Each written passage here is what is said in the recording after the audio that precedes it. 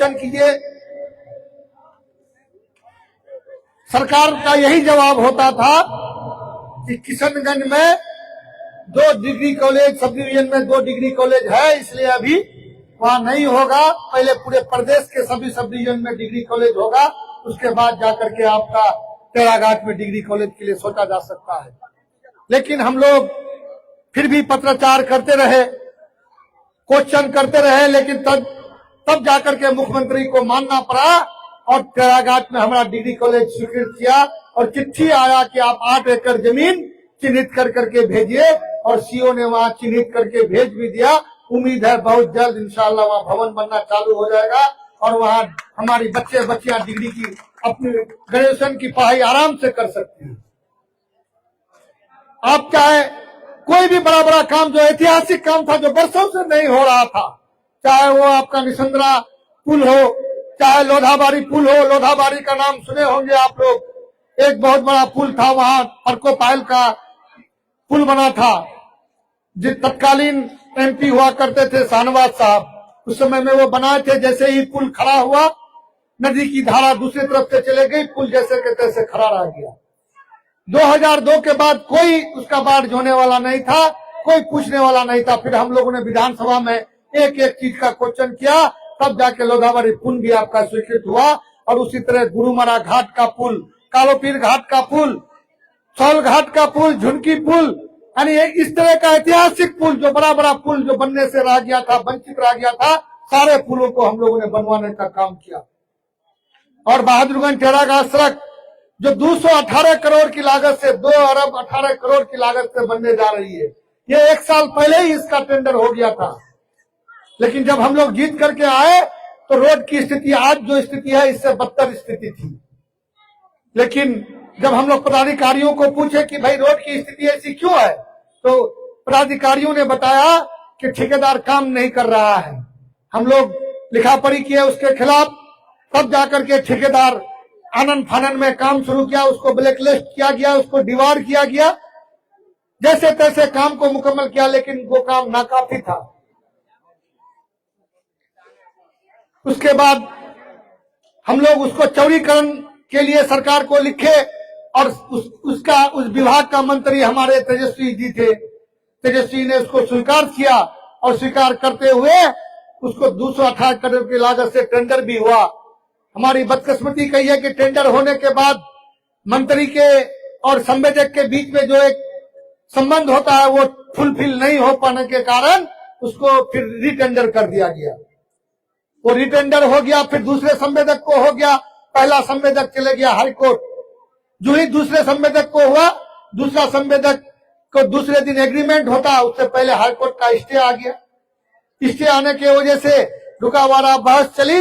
अल्लाह का कर्म है कि कल उसका जजमेंट भी हो गया।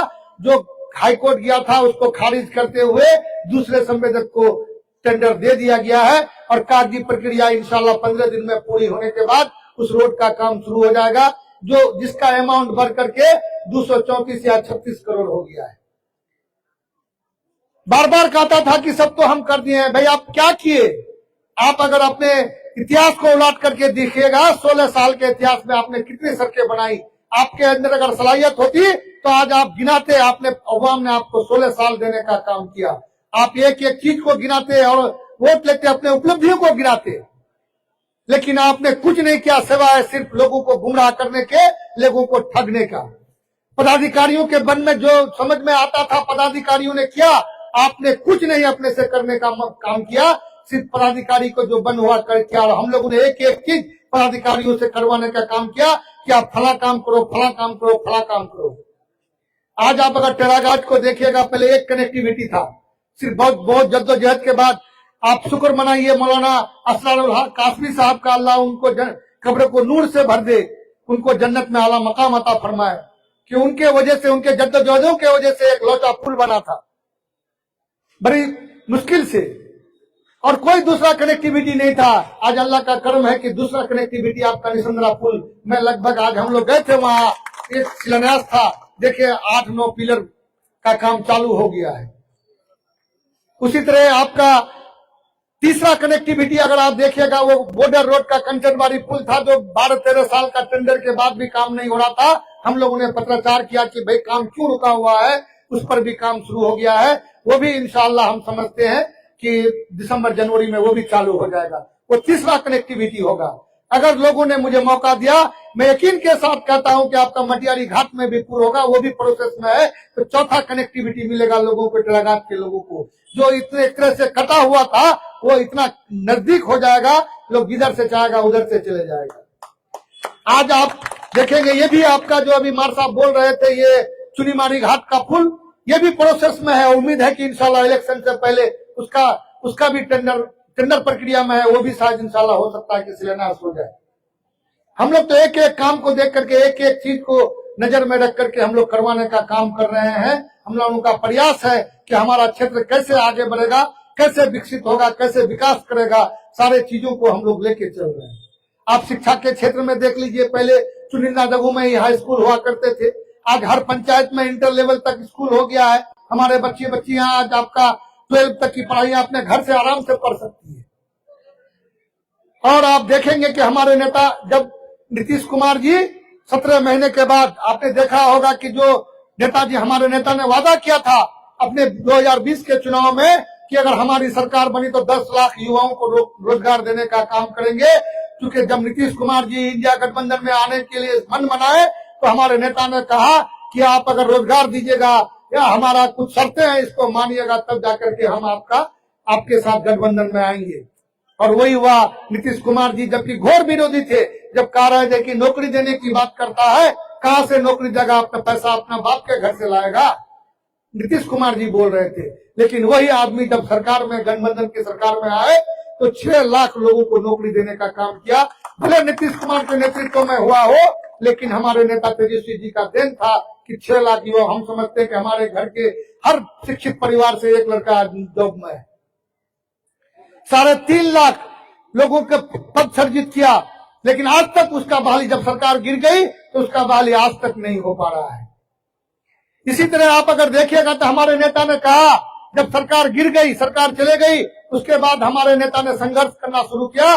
कहा कि अगर हमारी सरकार बनती है तो माँ बहन मान योजना के तहत हमारी माओ बहनों को 2500 रुपया हर परिवार को मिलेगा हर महीने में। ये ऐसी बोलने की बात नहीं है। आपने देखा होगा कि हमारे नेता ने जो बोला, वो वादा किया, वो पूरा किया आपके 17 महीने के कार्यकाल में। उसी तरह ये योजनाएं हैं, जो बोलते हैं वो करेंगे। ये ऐसा नहीं कि वो ऐसे बोल दिया। आपके बगल के राज्य झारखंड में वहां लागू है, कर्नाटक में लागू है, केरल में लागू है, आपका कश्मीर में लागू है। जहां भी इंडिया गठबंधन की सरकार है, ये सारी योजनाएं वहां लागू है। और 200 यूनिट बिजली फ्री देने का काम करेंगे। और वृद्धा पेंशन जो 400 रुपया है, इसको बढ़ा करके 500 रुपया किया जाएगा। जो वृद्धजन पेंशन है या विकलांग पेंशन है या विधवा पेंशन है, जो 400 रुपया मिलता था, इसको 1500 रुपया करने का काम करेंगे। और 200 यूनिट बिजली फ्री देंगे। और आपका गैस जो सिलेंडर आज 1000 रुपया में मिलता है, ये 500 रुपया में मिलने का काम होगा। तो यही सारी योजनाओं को हमारे मुख्यमंत्री नीतीश कुमार जी ने नकल करना शुरू किया। तो वो 125 यूनिट बिजली फ्री देने का काम कर रहे हैं। लेकिन आज भी हम लोग कायम है कि सरकार अगर बनती है तो 200 यूनिट बिजली फ्री मिलेगा। और आपका ये क्या कहते हैं, 200 यूनिट बिजली फ्री के साथ साथ ये 1100 रुपया, जो वो 400 रुपया को बढ़ा करके 1100 रुपया किए हैं, इसको बढ़ा करके 1500 रुपया आज भी हम लोग कायम है कि 1500 रुपया कर दिया जाएगा। और रोजगार देने का काम किया जाएगा।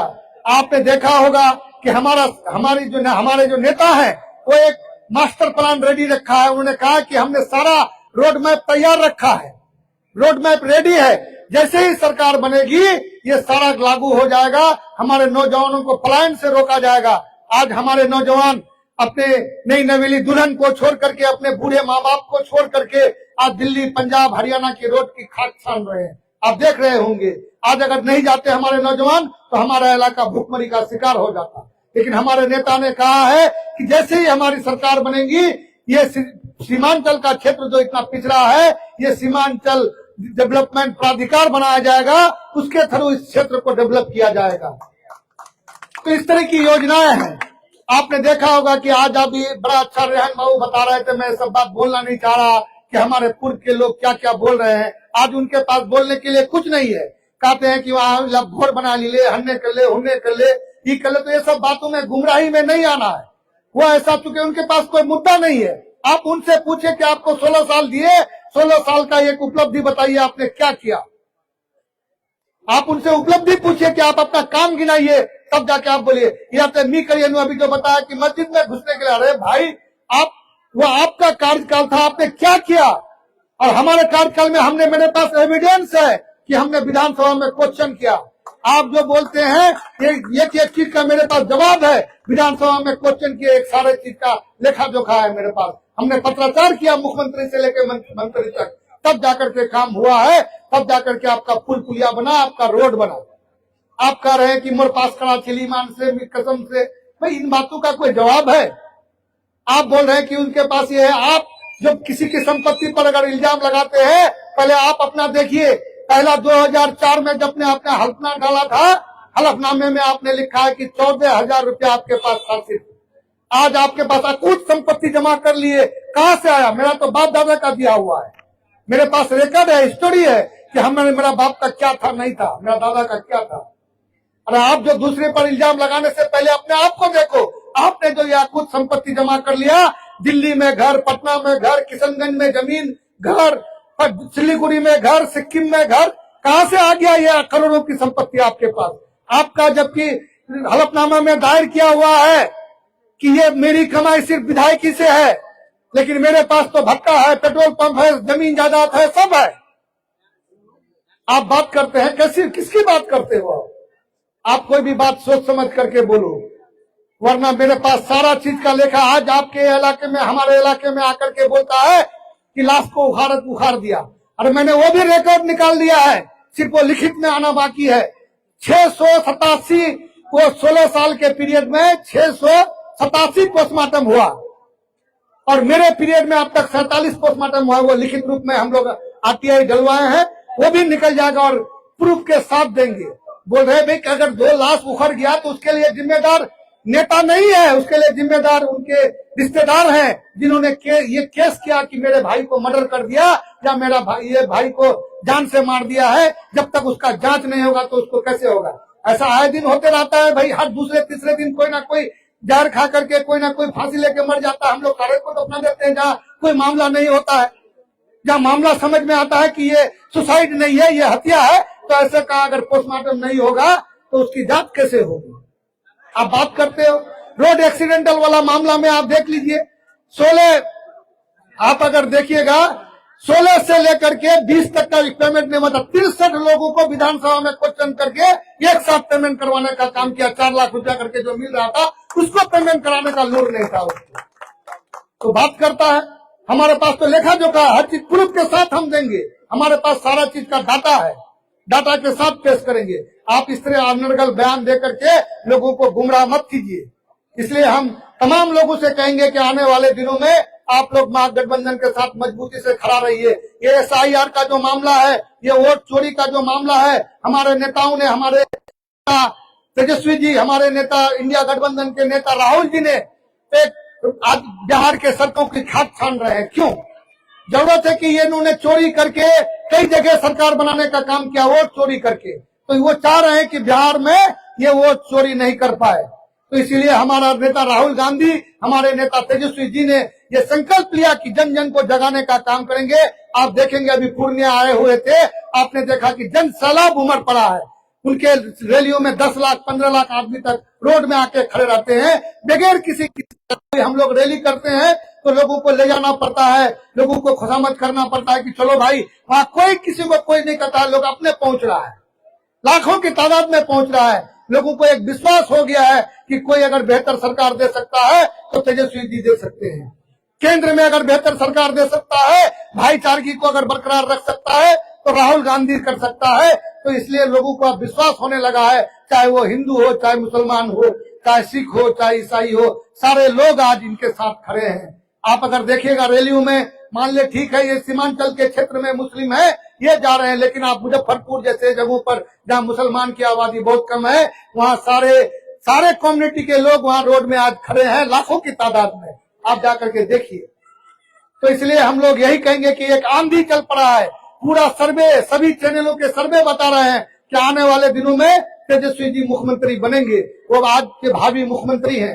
इसलिए हम सारे लोगों से यही अपील करेंगे कि आप सारा गिला सिपा भुला करके गठबंधन के साथ मजबूती से खड़े रहिए और इंशाल्लाह आने वाले दिनों में तेजस्वी जी मुख्यमंत्री बनेंगे तो हमारे क्षेत्र का भी विकास होगा, हमारे लोगों का भी विकास होगा। इसी बात के साथ हम अपनी बात को खत्म करते हैं। शुक्रिया।